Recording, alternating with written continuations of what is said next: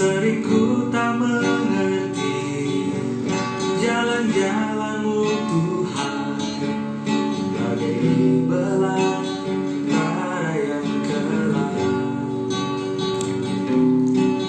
Tanpa seribu tanya, namun tetap percaya, jejakmu Tuhan sungguh sempurna. Ajarku memahami semua yang kau ingini, agar hidupku puaskan hatimu. Bagimu aku rela sepenuh hati menghamba, serahkan diri genapi karyamu. Mantap, luar biasa. Mantap David, Keren, emang ya. anak band luar biasa nih. Mau Nih, tanya nih, ada sisa-sisa dari band kemarin ya. Ya. Emang kemarin di band itu main apa?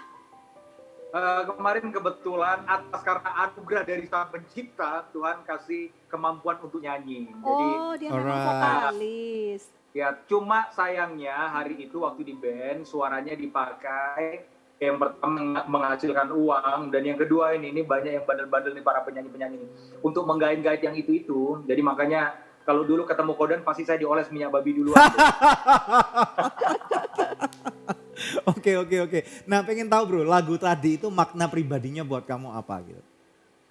Oke, lagu ini bicara banget itu sekitar 6 tahun yang lalu ketika saya sedang dalam keadaan benar-benar ngalamin proses Tuhan. Saya masih ingat ketika saya bertobat, terus kemudian saya ke Surabaya untuk sekolah di sekolah menempuh pendidikan di Sekolah Tinggi Teologi Betani Surabaya, which is saya jebolan dari sana.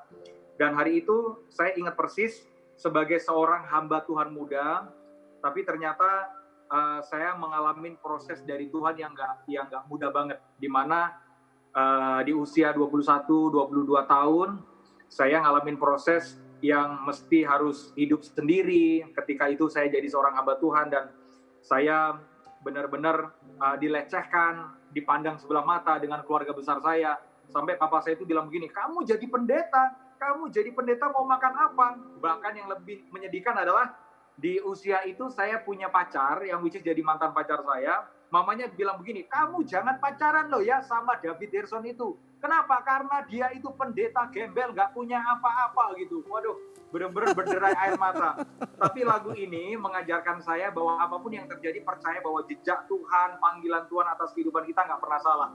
Nah, saya selalu punya prinsip dalam hidup saya adalah percayalah bahwa setiap proses pasti akan membuat kita progres. Dan hari itu ada satu quote yang juga memberkati saya, yang benar-benar saya dapat rema pribadi saya dengan Tuhan, bahwa di balik setiap air mata, Tuhan pasti akan mampu mengubah air mata untuk menjadi permata. Amin.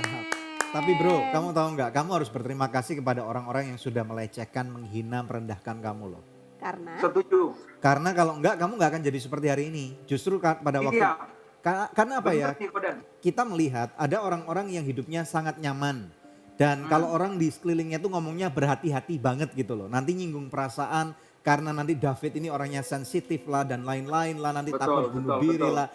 Justru kamu harus berterima kasih dengan kondisi yang begitu ganas menghajar kamu. Menghimpit kamu, mencet kamu. Sehingga akhirnya secara mental kamu dihancurkan, diremukkan. Dan kemudian akhirnya kamu menjadi tahan gemblengan. Dan kamu menjadi seperti benar-benar seorang David yang Tuhan inginkan seperti nama kamu. Betul nggak? Ya, tapi memang benar sih Kodan, memang benar bahwa kalau kita benih unggul ya, tidak ada pupuk yang paling menyuburkan kecuali sampah dan kotoran. Oke, nah David, aku curious nih, pengen tanya, mulai kapan kamu bikin konten yang kamu pasang baik di Instagram ataupun di TikTok gitu yang asik banget gitu kalau ngelihatnya? Jadi sebenarnya memulai pelayanan di media sosial itu sudah dari 2 tahun lalu. Jadi sejak mulai hype-hype-nya tentang Instagram ya, tapi memang belum diseriusin. Sampai kemudian mulai dari tahun lalu itu saya buat sesuatu yang saya berpikir begini, kalau saya cuma khotbah di satu gereja, paling yang cuma dengerin itu ya jemaat-jemaat di situ aja. Betul. Tapi kalau saya melayani lewat media, yang dengerin saya dari Sabang sampai Merauke, bahwa bahkan orang di seluruh penjuru dunia, mereka bisa dengerin pesan-pesan itu. Nah, Betul. awalnya saya cuma posting potongan-potongan video khotbah saya. Tapi kenapa ya? Kok kadang gitu yang justru pesannya bagus, tapi yang nonton itu cuma sedikit gitu. Sampai terus kemudian Tuhan kasih hikmat, bener makanannya enak, tapi cara penyajiannya juga harus enak. Nah, dari situ sejak saya lockdown selama hampir 4-5 bulan waktu saya di Singapura, saya mulai berpikir bagaimana saya mengembangkan pelayanan media sosial saya untuk lebih kreatif. Jadi makanannya tetap sama, taste-nya sama, tapi cara penyajiannya beda. Sampai kemudian orang itu sedang ditampar, tapi tidak sadar bahwa di tampar itu ada pelukan. Kira-kira begitu. Iya, iya. Oh, Ini termasuk yang Pak oke. Pendeta boleh pacaran nggak sama ini gitu ya? Gua Betul, oles betul. lu. Ntar. Berarti ini Ya, betul. Sampai Berat- kemudian itu jadi trademark buat saya, kayak branding pribadi. Wah, pendeta, ku oles kau nanti pendeta. Gitu-gitu. Kalau nggak bertobat, ku oles kau. apa sih oles-oles? Gua nggak ngerti sampai sekarang apa yang Terangin dioles. bro. Ini maaf nih, istri saya agak kuper nih. Ya. Ku oles kau nanti. Jadi sebenarnya kalimat ku oles itu muncul ketika saya waktu bulan Desember diundang pelayanan Natal di Kota Medan. Jadi hari itu wali Kota Medan buat pelayanan Natal. Terus saya ketemu sama salah satu ibu-ibu Batak. Tahu kan inang-inang Batak kalau Iya. ngomong kan jerocos banget kan? Iya. Nah, dia ini punya anak laki. Anak lakinya ini udah dibilangin, kamu jangan rokok ya, kamu jangan mabuk-mabukan ya, kamu jangan minum tua dan arak. Anaknya ini bandel banget. Sampai dia bilang begini, pendeta, doakanlah itu pendeta. Kalau dia tidak bertobat pendeta oles sajalah dengan minyak babi dia. Nah, kata-kata itu muncul yang selalu jadi bahan celetukan saya waktu saya khotbah atau diundang waktu jadi pembicara. Oh, ngerti? Oke, Oles jadi kalau kau nggak nanti. berubah dioles, Iya, benar. ya. Gitu. Nah, berarti untuk pelayanan sosial media justru David itu menjadi lebih kreatif sejak adanya pandemik dan harus lockdown ya. Nah, bisa kasih contoh nggak? Bener. Bisa kasih sangat contoh benar nggak gitu. yang sudah pernah kamu bawakan yang sampai view-nya itu banyak banget gitu? Ya, jadi memang dari sejak pandemi itu saya mulai berpikir kreatif. Saya masih ingat persis bulan Februari itu mungkin followernya masih 20.000 sekian. Tapi begitu saya buat sesuatu yang kreatif, lebih enak dicerna, lebih enak diterima, bahkan yang terima itu bukan hanya kalangan Kristen, tapi kalangan yang di luar Kristen juga. Mereka menikmati video-video pesan sederhana yang saya berikan kepada mereka. Nah, salah satu contoh konten yang saya buat adalah ketika ada orang yang bertanya dan DM ke saya, Pak Pendeta, boleh nggak sih Pak Pendeta pacaran beda agama? Kau itu macam-macam, Tuhannya sama saja, belum tentu langgeng sampai mati nanti. Ada juga orang yang Tuhannya sama, di tengah perjalanan cerai, kalau kau macam-macam, ku oles kau dengan minyak babi. Kau, ku oles kau nanti. Nah, biasa dipotong-potong, kau itu. Nah, saya tuh suka, padahal saya ini ibaratnya gini, gua bukan orang Batak gitu. Saya tuh suka dengan culture budaya Batak yang apa adanya gitu loh. Kalau tidak suka, Bang, tidak suka aku sama kau Bang. Ini pasti teman-teman Batak kalau nonton pasti setuju dengan saya. Orang Batak itu benar kalau ada istilah BTL, Batak tembak langsung. Nah, jadi orang Kristen itu harus gitu, nggak usah pura-pura, nggak usah pakai topeng, tembak aja langsung lah kalau Iya, semua iya, yang iya. Mbak bertobat. langsung. Kalau ya. orang Papua gimana, Bu? Kalau orang Papua gimana? Kalau orang Papua, kakak, kau tidak bertobat kakak, aku baptis kau di kolam buaya.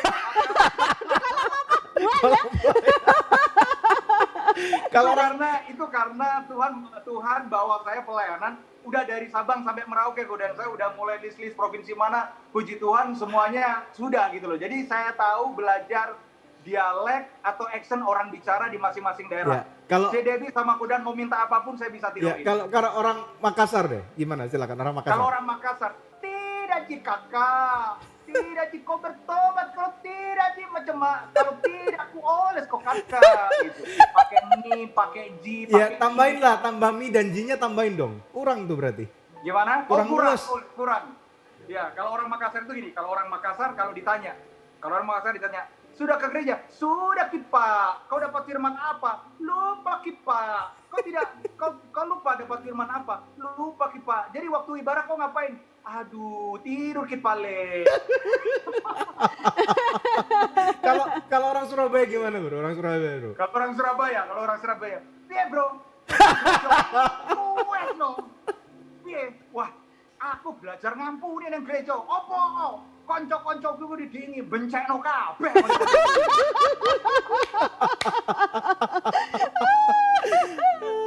Oke. Makanya bertobat, bro. Kalau manggil bro itu bertobat, bro. Bro-nya Tak harus oles raimu. panjang. Right. Keren. Iya, iya, Terus iya, iya. setelah berubah menjadi kreatif itu followernya nambah sampai berapa? Ya, dari 20.000 terus kemudian nambah-nambah sekarang jadi 67,7 ya kalau nggak salah hari ini. Wow. 67,7 orang. Keren. Dan ini yang luar biasanya adalah percaya atau enggak bahwa saya pimpin sejak masa pandemik sampai hari ini, saya pimpin mungkin kalau saya tidak salah 7 atau 8 orang dari seberang yang saya intens layani sampai kemudian menyerahkan dirinya untuk menerima Yesus sebagai juru selamat pribadi hidupnya. Wow. Haleluya. Media is Ya. so very powerful. Yes. Ya. Mantap. Luar biasa bro, memang benar ya. Maksudnya sebagai anak Tuhan, panggilan hidup kita yang pertama adalah menjadi saksi buat Kristus ya. Karena kita adalah perwakilan kerajaan surga, dimanapun kita ditempatkan oleh Tuhan, nggak masalah kita lahir di mana, kita dibesarkan dengan cara apapun juga. Selama bagaimana Tuhan bisa melawat dan merubah kehidupan kita, nama Tuhan dipermuliakan, betul nggak? Ya, Amin. betul.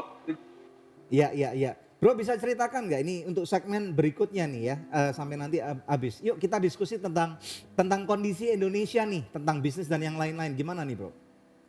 Kondisi tentang Indonesia kebetulan atas anugerah Tuhan saya dekat dengan beberapa yang memang anak-anak Tuhan, mereka ada di dunia usaha. Dan kemudian selain saya juga dekat dengan para pengusaha, saya juga dekat dengan para pemangku jabatan. Nah kebetulan kami punya sebuah wadah organisasi yang terus kemudian di-mentoring dengan beberapa orang-orang yang hadir di pemerintahan.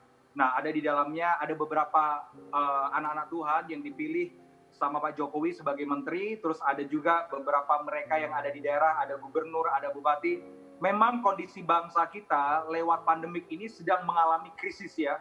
Hampir semua negara juga mereka berteriak bahwa wow ini kami sedang mengalami resesi, ekonomi sedang ambruk. Tapi ini yang saya percaya bahwa anak Tuhan justru saat mengalami tekanan justru muncul siapa dia yang sebenarnya. Amin.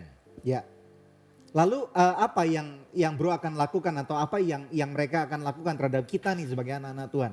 Apa yang pemangku-pemangku jabatan ini harapkan gitu? Ya, untuk beberapa pembina-pembina kami, terutama mereka yang ada di para pemangku jabatan, mereka berharap bahwa terutama juga untuk anak-anak Tuhan, ayo mulai dari apa yang terjadi ketika kita mengalami masa pandemi ini, mulai berpikir bagaimana kreatif dan menghasilkan serta menghasilkan karya, menghasilkan sesuatu. Nah, saya punya prinsip dalam hidup saya bahwa ada 2 tempat yang mesti beres kalau kita hidup. Yang pertama, hati kita mesti beres karena itu kita dekat dengan Tuhan. Dan yang kedua ini paling penting, jangan cuma hati beres tapi kantong juga harus beres. Kenapa? Karena kalau kantong tidak beres itu akan jadi sumber masalah. Yeah. Makanya kalau kita ngelihat orang Kristen itu jangan cuma ngelihat orang Kristen di gereja, didoakan, terima firman. Ya benar gitu loh, hatinya beres, tapi gitu. Ternyata karakter nggak beres, untuk keluar dari sifat pemalas nggak beres. Akibatnya ada banyak anak Tuhan susah diberkati bukan karena Tuhan tidak bisa memberkati, tapi Tuhan nggak punya alasan kenapa harus memberkati mereka. Wow. Kristen iya, pakai kalung salib iya, tapi males iya. Justru di tengah pandemik ini menyerah dengan keadaan. Akibatnya gitu, akibatnya hancurnya bukan karena Tuhan tidak bisa tolong, tapi hancurnya karena tidak mau untuk bangkit dan kemudian hidupnya dipengaruhi oleh keadaan. Jadi anak-anak muda, terutama yang seperti saya, rekan-rekan saya, ayo kita bangkit justru di tengah pandemik ini. Justru kalau satu buah semakin diperas akan memunculkan sari yang sangat murni. Oke, nah ada usul apa saran mungkin buat anak-anak muda yang saat ini katakanlah sedang mencari pekerjaan, karena ada juga nih ya, maksudnya kan lulusan yang kemarin, semester yang kemarin itu tentunya setelah lulus kuliah harus cari pekerjaan dong ya, tapi karena pandemik akhirnya malah banyak lapangan pekerjaan yang tidak ada lowongan gitu. Jadi bagaimana dengan kasus yang seperti itu, David? Kalau buat saya JDV bahwa lowongan itu selalu ada. Gini, lowongan itu ada karena 2 faktor. Yang pertama diberikan atau yang kedua menciptakan. Nice. Nah anak muda jangan mencari lowongan, tapi ciptakan lowongan yang kita nyemplung sendiri di dalamnya. Alright. Nah saya begini, saya percaya kalau kita melihat Daud itu jadi raja, terus kemudian memimpin jutaan orang Israel, itu karena Daud mampu dipercaya ketika mengembalakan 2-3 ekor kambing domba. Saya belajar banget kenapa sampai kemudian nama saya Daud. Jadi karena Daud itu gini, dia cuma menggembalakan 2-3 ekor kambing domba, dia kasih nyawanya. Itu terbukti ketika dia berhadapan dengan Saul ketika dia mau menghadapi Goliat. Dia bilang begini sama Saul, hambamu ini biasa menggembalakan kambing domba yang cuma 2-3 ekor. Tapi kalau ada singa atau beruang berusaha menerkam, hamba akan pegang janggutnya, hamba akan bunuh. Ya ampun, kalau buat gua ya, menggembalakan 2-3 ekor kambing domba, datang singa, gua bilang sama singa, makan tuh kambing. Demi 2-3 ekor, mempertaruhkan nyawa. Dan Daud, Alkitab mencatat masih kemerah-merahan. Beberapa ahli teologi yang mencatat mereka percaya